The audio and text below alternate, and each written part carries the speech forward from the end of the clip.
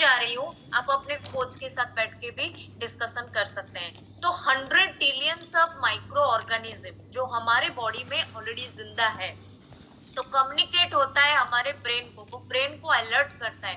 तो जब आपका हेल्दी गट रहेगा, जब आपका पूरा गट आपका क्लीन रहेगा, डेफिनेटली हम लोगों को ब्रेन हमेशा अलर्ट रहेगा, ब्रेन हमेशा हेल्दियर रहेगा।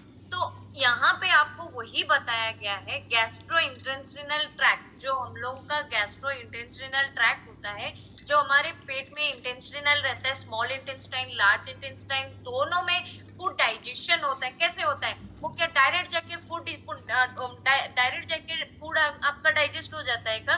नहीं, जब यहाँ से जाता है ना, फूड पाइप से जाता है ना, दो पाइप होता है, एक विंड पाइप होता है, एक फूड पाइप होता है। जो फूड पाइप के तरफ फूड जाता है ना, तो वो ब्रेक डाउन होती है, पहले टुकड़ा टुकड़ा टुकड़ा टुकड़ा होता है, उसके बाद जाके जो एंजाइम क्रिएट होती है सेल टिश्यू सारे चीज में वो इन्वॉल्व होता है, तब जाके हम लोग को डाइजेशन प्रक्रिया शुरू होता है। फैटी एसिड हो गया, जो भी हमारे फूड से हम लोग को गट को चाहिए, तो वहां से हम लोग को डाइजेशन प्रक्रिया शुरू होता है। तो 70% बॉडी हम लोग का इम्यून सिस्टम को स्ट्रॉन्ग कराता है, बाउंड होता है पूरा, डाइजेस्टिव ट्रैक्ट के द्वारा इम्यून सिस्टम पूरा स्ट्रॉन्ग होती है। ओके, तो why should we pay attention, क्यों हम लोग गट हेल्थ के ऊपर अटेंशन क्यों देंगे? तो सबसे पहला चीज मैं आपको, जैसे मैंने बोली कि अल्टीमेटली ब्रेक डाउन करता है, फूड को टुकड़ा टुकड़ा करता है, पूरा थ्रू आउट बॉडी में हम लोगों को पहुंचाता है, ब्लड स्ट्रीम में एंट्री करता है ताकि न्यूट्रिएंट्स एब्जॉर्ब होती है, डाइजेस्टिव सिस्टम हम लोगों को हेल्दी कराता है। तो तब जाके पॉसिबल हो पाता है, जब हमारे गट जब हम लोग का क्लीन नहीं रहता है, डेफिनेटली आप लोग नोटिस करे रहेंगे आपका ब्रेन अलर्ट नहीं हो पाता है। कोई भी काम करने से पहले मेरा पेट क्या होता है, पहले पानी थोड़ा पी लूं, ये नॉर्मल सी है कि पेट आज क्यों गड़बड़ लग रहा है। डेफिनेटली गुड बैक्टीरिया हमारे बॉडी में बनता है, बैड बैक्टीरिया भी बनता है। बैड बैक्टीरिया हम लोग को बाहर से भी आता है, फूड से भी आता है। ये आप अगर चाहेंगे नहीं मैं बैड बैक्टीरिया बिल्कुल भी नहीं लूंगी, ये नहीं होगा, ये कॉमन सा चीज है। ये कभी भी नहीं होगा कि बैक्टीरिया आपको टच नहीं करेगा, फंगल आपको टच नहीं करेगा, रेडिकल्स आपको टच नहीं करेगा, ये नहीं होगा, नहीं, नो पॉसिबल नहीं है, आपको होगा ही होगा, डेफिनेटली आपके अंदर एंट्री करेगा। लेकिन हमारे बॉडी में उसी तरह का हेल्थी बैक्टीरिया बना हुआ रहना चाहिए, ताकि इन्फेक्टियस जो एजेंट होता है, इन्फेक्शन करने का जो एजेंट होता है, वो इम्यून सेल्स को डेवलप करेगा, ताकि हम लोग फाइट कर पाएंगे। जितने सारे वायरस हो, बैक्टीरिया हो, फंजी हो, जो भी हमारे बॉडी में एंट्री करता है, उसको हेल्दी बैक्टीरिया क्या करता है, वहां पे फाइट करता है, ताकि आपको कोई भी इफेक्ट नहीं हुए, राइट? तो हम लोगों का नर्व सिस्टम, हार्मोन सिस्टम, पूरे ब्रेन से जो पिट्यूटरी ग्लैंड, इतना छोटा सा ग्लैंड है, बट जितना सारा हार्मोन सिक्रेशन करती है बॉडी में, जो हार्मोन सिक्रेशन होता है, वो हम लोग को हेल्दी रखने के लिए हेल्प करता है। एक वेल बींग लाइफ हम लोग जी पाते हैं। वेल बींग लाइफ बोलने से physical health, mental health, social health, ये सारे चीजों में हम लोग को हेल्दी रहना, कंप्लीट फुल हेल्दी रहना। ओके, तो जो माउथ होता है ना, यहाँ पे आप देख सकते हैं ओएसोफागस। ओएसोफागस जो होता है, हम लोग के पूरे ऑर्गन जो ओएसोफागस रहता है, वो स्टोमा को कंटेन, स्टोमा के साथ जाके अटैच है। तो गट हेल्थ डिस्क्राइब अगर किया जाए, गट हेल्थ अगर बोला जाए, उसका मतलब क्या होता है? Normally function and balance of bacteria, जो बॉडी में बैक्टीरिया को बैलेंस करता है, जो फंक्शन करता है, हम लोग के बॉडी को पूरा एक्टिव रखता है। हम लोग जो भी फंक्शंस करते हैं, जो भी हम लोगों को काम करते हैं, या फिर पूरा होल बॉडी आपका एक्टिव रहता है, होल दिन, होल पूरा डेज आपका रहता है, तो ये सारे चीज को वो मेंटेन करता है गट हेल्थ।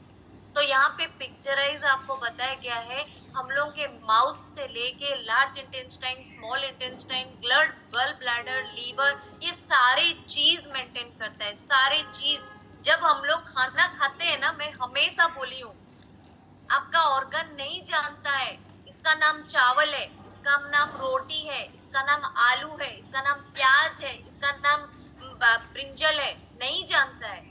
उसको सिर्फ न्यूट्रिएंट्स चाहिए, जो न्यूट्रिएंट्स आपको एब्जॉर्ब करने में हेल्प करते हैं, बॉडी के लिए जो नीड है, वो वहीं से, वही फूड से, वही न्यूट्रिएंट्स वो एब्जॉर्ब कराता है। ओके, तो यहाँ पे हम लोग चाहेंगे your digestive system, what does it do, क्या करता है, यहाँ पे पिक्चर में समझा दिया गया है। जब आप डाइजेस्टिव सिस्टम हम लोग का काम करता है ना, पहला चीज होता है वो एंजाइम, जो मैंने बोला कि ब्रेकडाउन होती है, फूड जब आता है वहां से ब्रेकडाउन होके वो न्यूट्रिएंट्स को कन्वर्ट होती है। तो विजिबल ऑर्गन हम लोग देख पाते हैं, पिक्चराइज भी हम लोग देख पाते हैं, हमारे अंदर ये ऑर्गन है। लेकिन इनविजिबल माइक्रोबायोम कभी आप देख पाते हो क्या? सेल टिश्यू आप देख पाते हो क्या? हर दिन सेल टिश्यू डैमेज होता है, जो बैड सेल टिश्यू डैमेज होती है, नया सेल टिश्यू बना हुआ रहता है हमारे बॉडी में। तो यहाँ पे 10⁻⁻14 ट्रिलियन माइक्रोबायोम, उसका अंदाजा भी नहीं लगा पाओगे कितना हमारे बॉडी में लाइफ रहता है। तो एक कंप्लीट ह्यूमन अगर बनेगा, एक इंसान अगर बनेगा, तो उसमें इनविजिबल माइक्रोबायोम, विजिबल ऑर्गन सबके साथ जुड़ा हुआ रहता है, एक के साथ जुड़ा हुआ रहता है। तो तब जाके हम लोग का बॉडी नॉर्मल फंक्शन करता है। यहाँ पे गुड बैक्टीरिया आप देख सकते हैं, बैड बैक्टीरिया आप देख सकते हैं। एक पिक्चराइज समझाने के लिए बताया गया है, हम लोग नहीं देख पाते हैं, राइट? तो बहुत सारे गट में हम लोग का बैड बैक्टीरिया भी बनता है, गुड बैक्टीरिया भी बनता है। गुड बैक्टीरिया बनने से बैड बैक्टीरिया डैमेज होती है, ओके? तब जाके हम हेल्दियर रहते हैं। आप यहाँ पे प्रेग्नेंट लेडी को आप देख सकते हैं, 2 प्रेग्नेंट लेडी है, एक नॉर्मल प्रेग्नेंट नॉर्मल गट जो रहता है और एक डिस्टर्ब गट रहता है। जब एक बच्चा पेट में पड़ता है ना, उसको एक हेल्दी फूड चाहिए।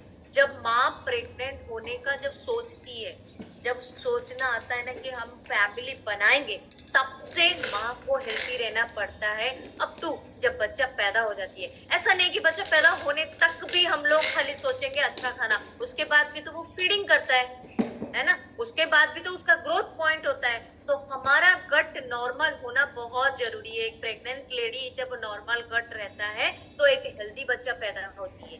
जब एक डिस्टर्ब गट रहता है तो अनहेल्दी बच्चा पैदा होती है। कुछ ना कुछ चैलेंजेस वो बच्चा फेस करना शुरू कर देती है। माँ को कुछ होता नहीं, लेकिन बच्चे को होता है। तो हमेशा मैं बोली हूँ, फॉलिक एसिड हर एक लेडीज को चाहिए।